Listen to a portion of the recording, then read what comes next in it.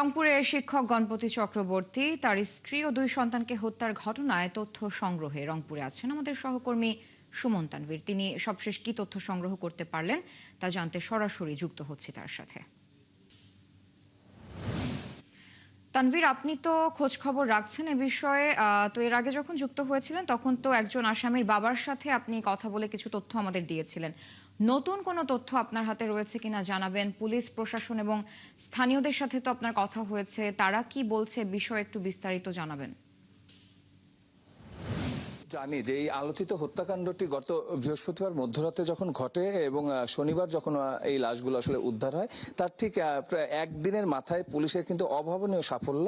তারা এই ঘটনার রহস্য উন্মোচন করে ফেলে এবং তারা বলে যে ইয়াবা সেবনের জন্যই এই হত্যাকাণ্ডটি ঘটেছে। আমি যদি আপনাকে দেখাই সেদিন রাতের ঘটনাটি, আপনি একটু মূল্যায়ন করেন যে এই যে দেবীদাসের যে বাসাটি, সেই বাসার গেটটি সেদিনও ঠিক এইভাবেই তালাবদ্ধ ছিল এবং আমাদেরকে পুলিশ যেটি বলছে কিংবা জাতিকে যেটি জানাচ্ছে যে এই ওয়ালটা দিয়ে তারা আসলে এই যে পাশের যে বাসাটি দেখছেন, সেই বাসাটি কিন্তু গণপতি চক্রবর্তী অর্থাৎ যিনি মারা গিয়েছেন সেই বাসাটিতে যান এবং সেই বাসাটি থেকে আবার এই অল টোপকে তিনি আসলে এই বাসাটিতে ঢোকেন।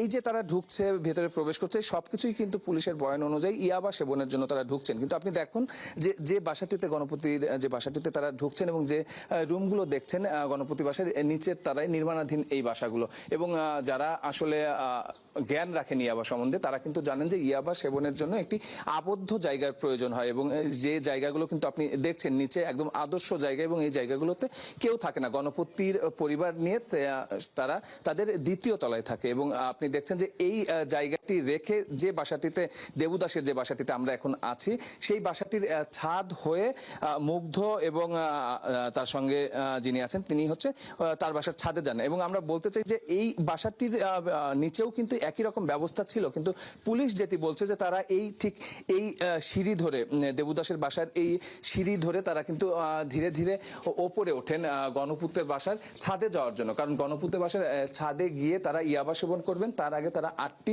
ইয়াবা কিনেছেন, পুলিশ আমাদেরকে যেটি জানিয়েছেন। এবং পুলিশ আমাদেরকে এটিও কিন্তু বলছেন যে দেবুদাসের বাসার ঠিক এই ফ্লোরটিতে এসে যে এই যে গেটটি আপনি দেখছেন, এই গেটটিতে দুজন ভাড়াটিয়া থাকে। দেবুদাস এই বাসায় থাকে না, এই বাসায় তারা নক করেছিলেন। আমরা কিন্তু কিছুক্ষণ আগে এই ভাড়াটিয়াদের সঙ্গে কথা বলেছি। তারা বলেছেন যে সেই বৃহস্পতিবার দিবাগত রাতে তারা কোনো রকম শব্দ পায়নি এবং তাদের বাসায় আসলে কেউ কিন্তু কোনো রকম শব্দ আছে কিংবা কেউ আছে তারা কিন্তু বুঝতে পারেনি।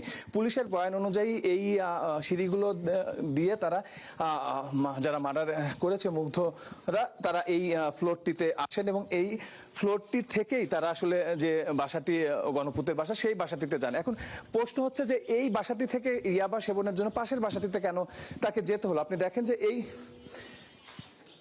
দেখেন যে এই ফ্লোরের এই যে অবস্থা দেখছেন, চারদিকে কিন্তু মোটামুটি আটকানো, এবং এই যে এখানে সোফাগুলোও কিন্তু আসলে রাখা আছে। অর্থাৎ কেউ যদি আসলে ইয়াবা সেবন করতে চায় কিংবা যারা ইয়াবা সেবন করে তাদের জন্য কিন্তু এই জায়গাটিও আদর্শ জায়গা। কিন্তু যারা মার্ডার করলো তারা এই জায়গাটিও বেছে নিলেন না। তারা পুলিশের বয়ান অনুযায়ী তারা ওইখান থেকে এই দিক হয়ে, এই যে আমি একটু দেখাতে চাই, এই যে দেবুদারের বাসার ছাদটি আপনি দেখছেন, এই বাসা থেকে একদম দেওয়াল ঘেঁষা ছাদ, এই ছাদটিতে তারা যায় এবং এই ছাদটির অবস্থা দেখছেন। পুলিশ যেটি বলছে হাফ অল করা, আমরাও আসলে দেখছি এটি হাফ অল করা ছাদ। দেবুদারের আসলে মরদেহটি ঠিক ওই যে ট্যাঙ্কিটি দেখা যাচ্ছে পানির, সেই ট্যাঙ্কির ওইখানটিতে পড়েছিল এবং এখানে ওই জায়গাটিতেই তারা ইয়াবা সেবন করছিলেন। পুলিশের বয়ান অনুযায়ী পুলিশ আমাদেরকে সেটি জানিয়েছেন। এখন প্রশ্ন হচ্ছে যে আমি যে জায়গাগুলো দেখালাম, কেউ যদি আসলে ইয়াবা সেবনের জন্যই আসলে এই দেবুদারের বাসার ছাদে উঠতে চায়, তারা যে রাস্তাটি ধরে আসলে এই ছাদ পর্যন্ত আসলো, সেই রাস্তাটির একাধিক জায়গায় ইয়াবা সেবনের মতো আদর্শ জায়গা ছিল। সেই জায়গাগুলো রেখে কেন আসলে সুমন, অনেকগুলো প্রশ্ন এবং সেগুলোর উত্তর খুব শীঘ্রই আমরা পাবো বলে সবার প্রত্যাশা। ধন্যবাদ যুক্ত হওয়ার জন্য। দর্শক, রংপুরে শিক্ষক তার স্ত্রী ও দুই সন্তানকে হত্যার সবশেষ তথ্য নিয়ে যুক্ত ছিলেন আমাদের সহকর্মী সুমন তানভীর।